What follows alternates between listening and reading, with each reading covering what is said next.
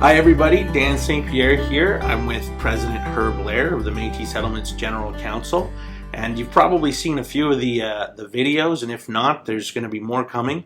This is one of our efforts to communicate more with members and the public about what's going on at MSGC and in the settlements. So Herb and I have just been having conversations with you guys.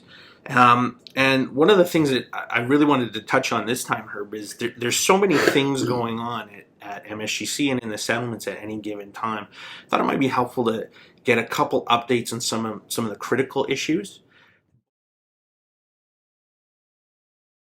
You know, again, the fire, the devastation to 16 different homes and those members all losing their home, and never mind. And what I said to government is, it's not even the infrastructure. Yes, it's important, and we did have a chance to send $3 million of our future fund money to paddle to replace that infrastructure. But how do you replace 100-year-old trees where members have learnt over their lifetime where to go, where the salt licks are, where the different trails of the animals are, where the medicines were that they use on a daily basis for their people. You know, all the types of different berries and sustenance that people got gathered, and that whole way is devastated now. And it seems like most people don't really realize the impact to Indigenous people when you talk a massive fire within their land. And when you lose half of that, it's devastation. You have elders who've go back there and they're like, you know, like it takes a long time for the new growth to come to replace what people went home. They had their home and they had beautiful scenery around them. Now we've rebuilt the home, but what do they see? They see blackened trees all around them, and we've destroyed the beauty of the home that they lived in. And so it's a constant reminder still to them, even though they have a new home and we've taken care of that ability for them to, not be out in the cold in the winter now. So, You know, you mentioned the rebuild's underway, but it's quite the thing, the way of life piece. And 16 homes.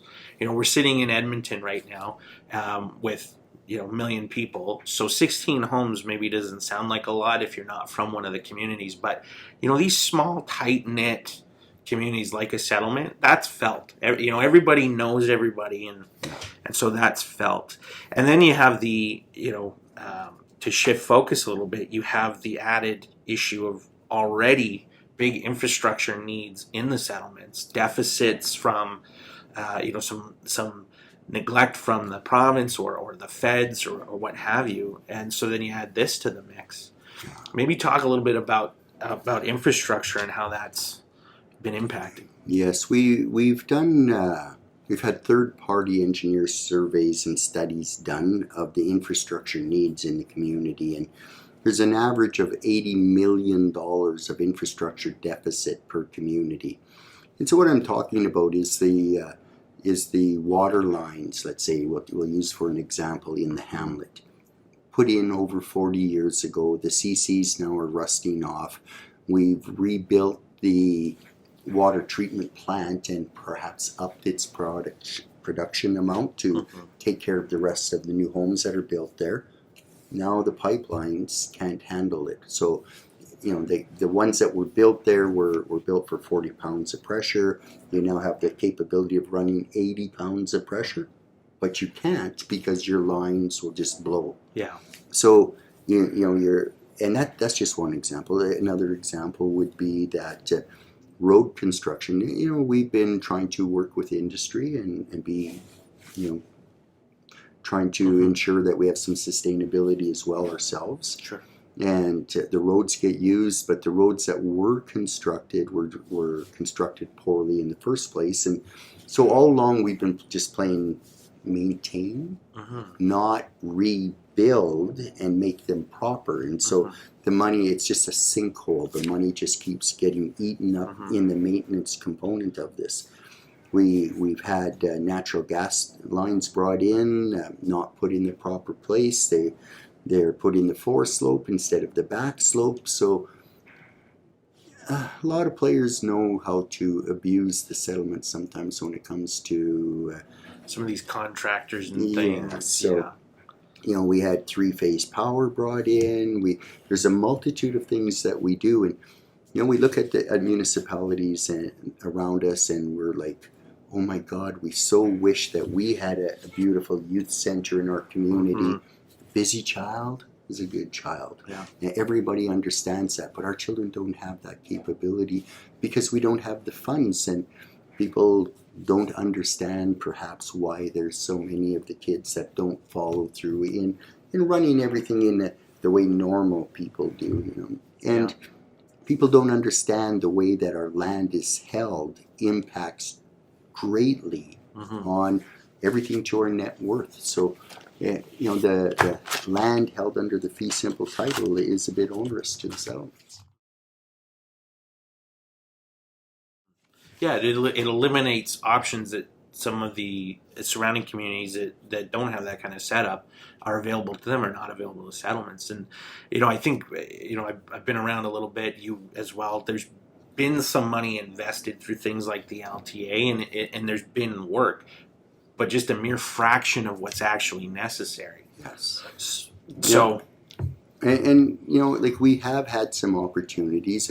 It did hurt our settlements dramatically when a few years ago that there was a moratorium put on our oil and gas. Yes. And if we're in a co-management agreement with the province and oil is at its highest, and then you're given a moratorium and can't produce when oil is at its highest, and people are investing in infrastructure costs because they can pay them off quickly and then ride out storms because in the high times they paid for those infrastructure costs.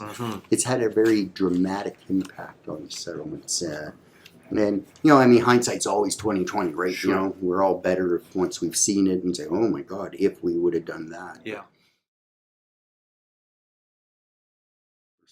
And part of it is, you know, we want to go to every community. We want to talk to the members. That, we need an invite from that council. We need them to invite us out. We don't have the authority to just show up in the community and say, hey, we're here to talk to your members. Yeah. It is still the protocols that we have to follow. Absolutely. But we're open at any time. Our doors are always open here to have people come and talk to us.